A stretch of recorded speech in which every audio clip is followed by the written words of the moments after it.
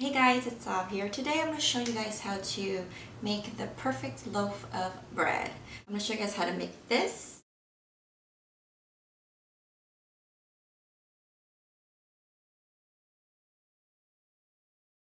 So that after that, you can learn how to make these.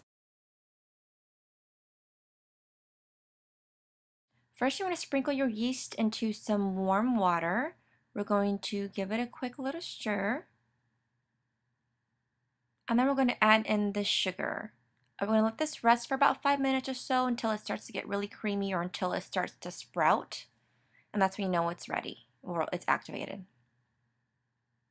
Next, in a separate bowl, we're going to mix in our different types of flours together, including the dry milk powder. Visit my blog, please, for a full listing. And then we're going to add in our water and yeast mixture and give that a quick little stir, kind of mix to combine. It's going to look really wet. So now I'm pouring that mixture, the dough, into my food processor. This is just the way that I prefer to do it. You can do it by hand. It'll take 8 to 10 minutes though. You want to knead it until smooth, or you can use a KitchenAid stand mixer, but this is just the way that I think it's the most efficient, in my opinion. So once I get that all in there, I'm going to put the top on and let it run for about a minute, just until it's nice and smooth. It'll start to form like a ball and stick together more, so that's when you know you're ready to add in your butter. So after about a minute or a minute and 15 seconds or so, I'm going to stop the machine and put in my softened butter. I'm just going to act as if I'm buttering some toast and then bring the dough back over the butter so that it's easier to incorporate. Your dough won't be as wet as mine. I forgot to add a 1/4 cup of flour here in this batch. But don't worry, the blog will have the right amount of ingredients. So make sure you just take your hand and then just bring the dough over. And then pulse for about 30 seconds longer.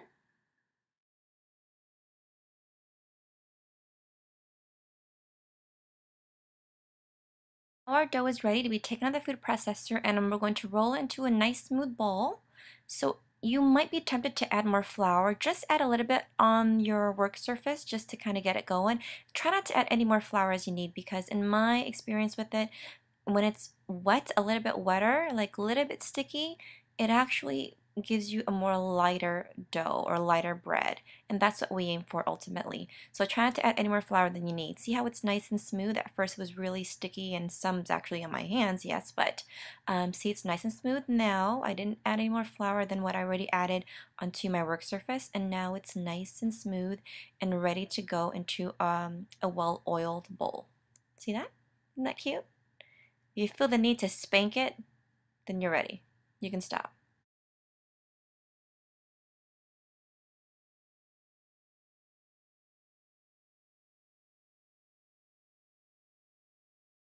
Next, to check if it's done, we're going to take our 2 fingers and make an indentation, and if they stay, then your dough is ready to punch down. So I took it out, give it one good punch down the middle to remove those large air bubbles, and then we're going to roll it out with with a French rolling pin, or any rolling pin is fine.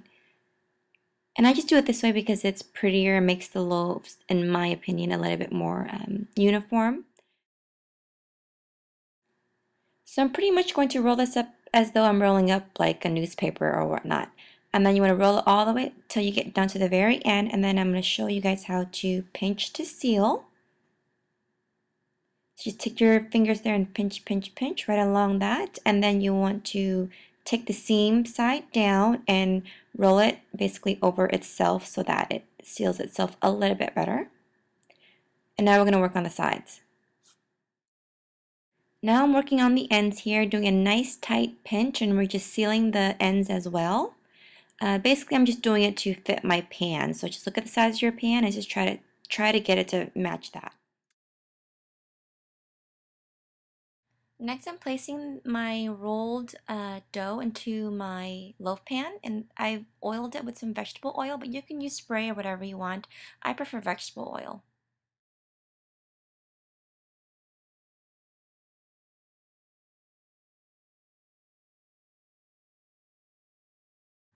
Now you want to place your bread into a cold oven, okay? Cold oven. Place a cast iron skillet at the bottom. and then preheat to 350. And I'm going to show you why we're going to do it this way. So right now it's at 325. It's about done preheating, and look how much, wow, you see that? That's going to be some good bread. And I'm going to show you what we're going to do with that cast iron skillet here once it's done preheating.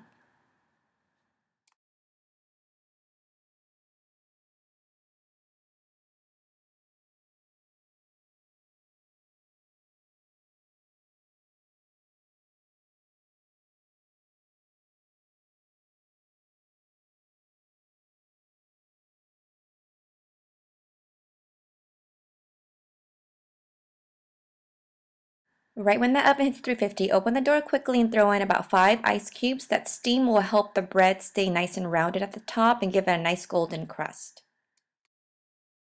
Alrighty guys, here's the finished result. Aren't they just gorgeous? So you want to pop those bad boys out and then brush the tops with 1 tablespoon of melted butter and then allow it to cool completely before slicing into, and I'll show you what they look like.